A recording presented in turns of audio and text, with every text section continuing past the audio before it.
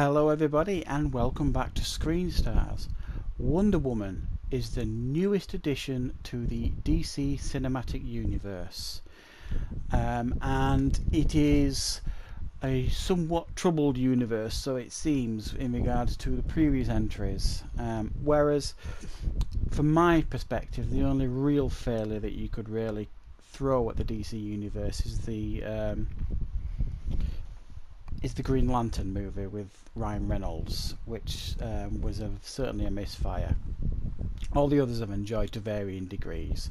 Man of Steel I enjoyed Batman vs Superman, and I think one of the weakest I've seen is Suicide Squad. I thought that was a poor second half to the movie. And now we have Wonder Woman, the film that the first DC film we get this year. We are getting Justice League later on this year. Now this movie has been getting pretty glowing reviews, really. Everything that I've seen has been giving this really positive reviews, so I've been really looking forward to seeing this. And it stars Gal Gadot once again as Wonder Woman. We have Chris Pine from the Star Trek movies, who plays Steve, Connie Nielsen, Robin Wright, Danny Huston, and David Thewlis. Very, very impressive cast, and there are some others that you will recognise in here too. And the story is an origin story for Wonder Woman, and we start off meeting Diana, Wonder Woman, when she's just a child. She's watching all these Amazons train and getting stronger, and she really wants to be an Amazon, but her mother, the Queen, Connie Nielsen, will not allow it. She doesn't want her to train. And then it shows to her getting a bit older, and the mother finally gives in, the Queen, and allows her sister Robin Wright to train her to be the strongest Amazon that there has ever been. And there's something we're not told. There's something, the tease at something that she's not what she seems to be, Diana, but we don't really learn what that is early on.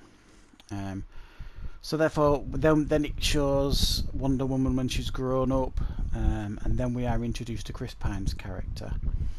There is Chris Pine is a World War I spy, an American spy working for British intelligence. He crashes into the ocean near Diana's island. She rescues him. The German army is pursuing him. There's a huge battle on the beach, and it is decided, well, Diana decides for herself to leave to help Chris Pine and the rest of the world fight the Great War, the First World War, because she believes that the god of war, Ares, is responsible for this, and it's her responsibility to find him, track him down, destroy him, and then the world will no longer be at war. So she leaves with Chris Pine. She goes back to the UK.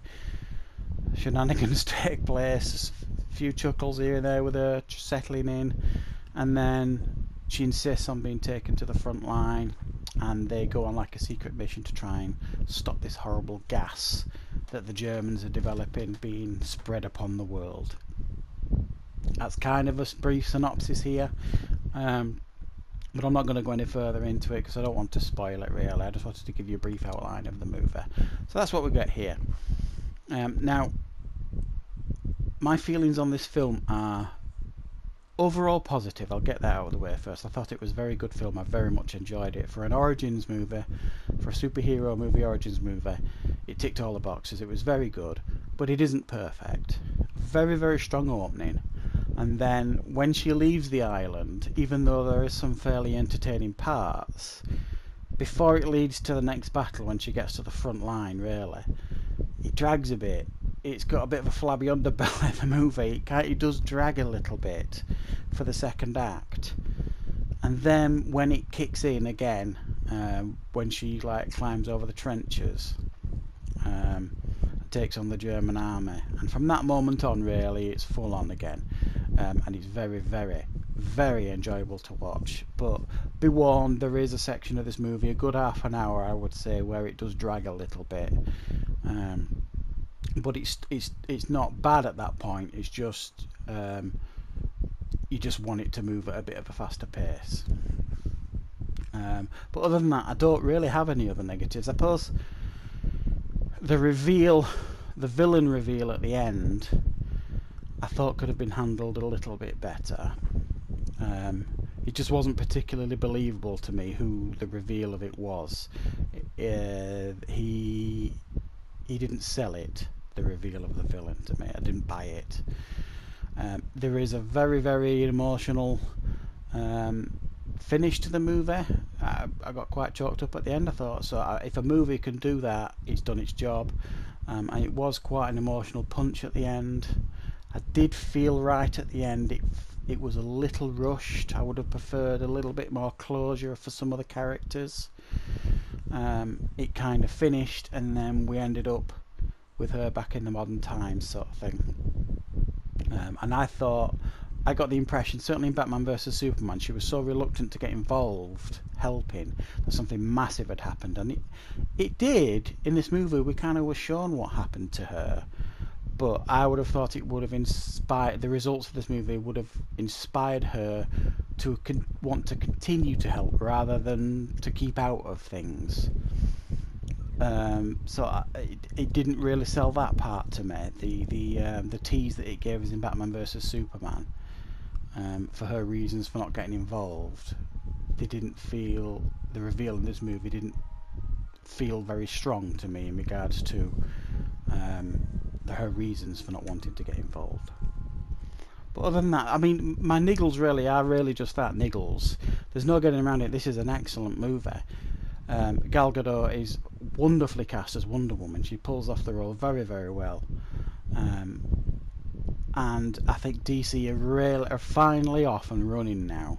Like I say, I think if they'd had a stronger follow-up to Man of Steel, in a lot of people's eyes, I didn't dislike Batman vs Superman, but if they'd have had a stronger follow, if this had come after Man of Steel, they'd have been off to the races, I think. Because there isn't really any real criticisms you can throw at this movie. Yes, it's aesthetically different from the Marvel films, but I like the difference. I don't want the same thing. So this is a really, really good superhero movie, an empowering movie for women, very enjoyable and highly recommended.